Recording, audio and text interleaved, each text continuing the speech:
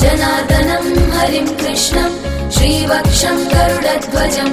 वाराहं पुण्डरीकाक्षं नृसिंहं नरकान्तकम्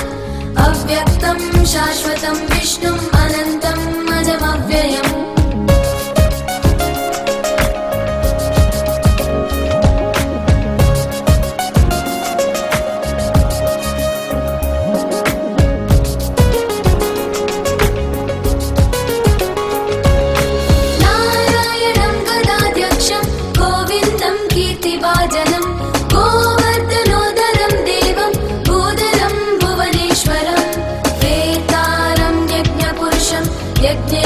यज्ञवाहकं चक्रपाणिं गदापाणिं शङ्खपाणिं नरोत्तमं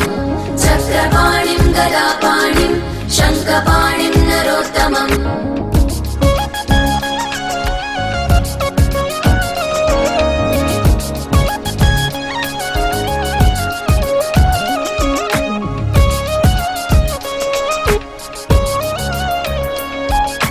वैकुण्ठं दुष्टदमनं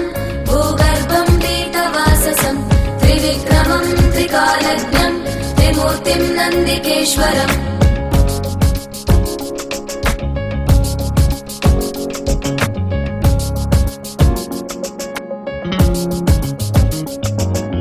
रामं रामं हयग्रीवं भीमं रौद्रं भवोद्भवं श्रीपतिं श्रीधरं श्रीशं मङ्गलं मङ्गलायुधम्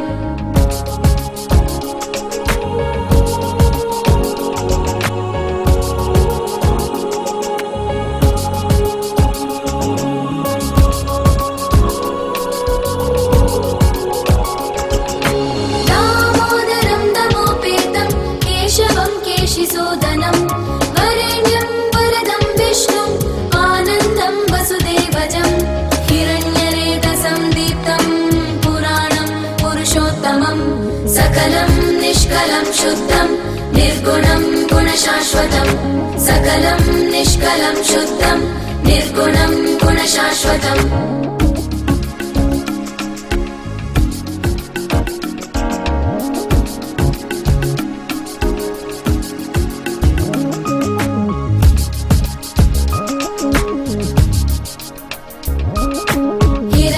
हिरण्यतनुसङ्काशं सूर्यायुध समप्रभं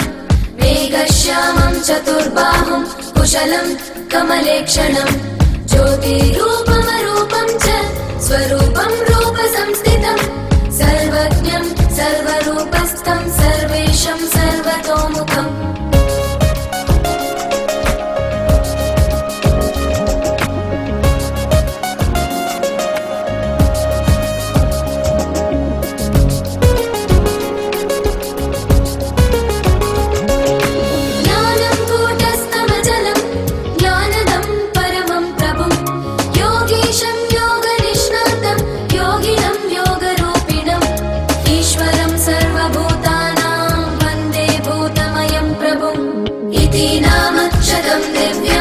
वैष्णवं